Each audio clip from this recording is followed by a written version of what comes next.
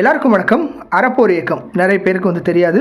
இவங்க என்ன பண்ணிட்டு இருக்காங்க அப்படின்னா இந்த ஊழலுக்கு எதிரான சில விஷயங்களை வெளியிடுறது இவங்களுடைய ஒர்க்கே முக்கியமான ஒர்க்கே அதுதான்.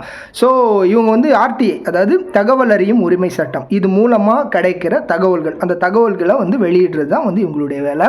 ஸோ இவங்க ரீசெண்டாக வெளியிட்ட விஷயம் என்ன அப்படின்னா ஏகப்பட்ட டாக்டர்ஸ் கிட்டத்தட்ட ஒரு 1400 டாக்டர்ஸ் நம்மளுடைய கவர்மெண்டுடைய காசில் படிச்சுட்டு. ஸோ ஆக்சுவலாக இது என்ன அப்படின்னா நீட் எக்ஸாம் இந்த மாதிரி விஷயங்களுக்குலாம் கவர்மெண்ட் காசு கொடுத்து உங்களை படிக்க வைப்பாங்க. பட் அதுக்கு நீங்கள் என்ன பண்ணணும் அப்படின்னா ஒரு அக்ரிமெண்ட் போட்டிருப்பாங்க. ஸோ இத்தனை வருஷம் நீங்கள் கவர்மெண்ட் ஹாஸ்பிட்டல்ஸில் நீங்கள் ஒர்க் பண்ணணும் அப்படிங்கிற ஒரு விஷயம்.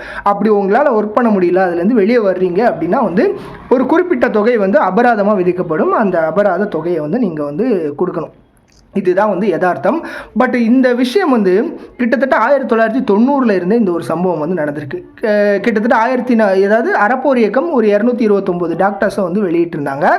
பட் விஜயன் என்ன பண்ணியிருந்தார் அப்படின்னா இந்த விஷயத்தை நோட்டடாக எடுத்துகிட்டு சுகாதாரத்துறை சார்பாக என்ன அப்படின்னா இந்த மாதிரி வேலைக்கு வராத டாக்டர்ஸ், அதாவது சஸ்பென்ஷன் சில பேருக்கு ஆயிருக்கும். சஸ்பென்ஷன் ஆனதுக்கப்புறம் அவங்களுடைய சஸ்பென்ஷன் பீரியட் முடிஞ்சதுக்கப்புறம் ஒர்க்குக்கு வரணும்.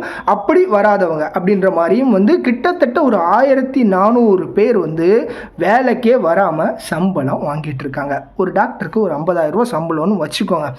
இத்தனை வருஷம், கிட்டத்தட்ட 10 வருஷம் இருக்குது, 5 வருஷம் இருக்குது, 15 வருஷம், 20 வருஷம், இந்த மாதிரி ஏகப்பட்ட வருஷங்களாக வேலைக்கே வராமல் கவர்மெண்டுடைய சேலரி அவங்களுக்கு போயிட்டுருக்கு. இத்தனை வருஷமாக இவ்வளோ ஆட்சிகளில் விஜயனை இதனுடைய லிஸ்ட் எடுத்து நீங்கள் யார் யார் வரல என்னங்கிற டீட்டெயில்ஸ் வெளியிடுங்க அப்படிங்கிற ஒரு விஷயத்தை சொல்லியிருக்கிறாரு. ஸோ கவர்மெண்டுடைய காசு, நம்ம மக்களுடைய காசில் தான் அவங்க படிச்சிருக்காங்க.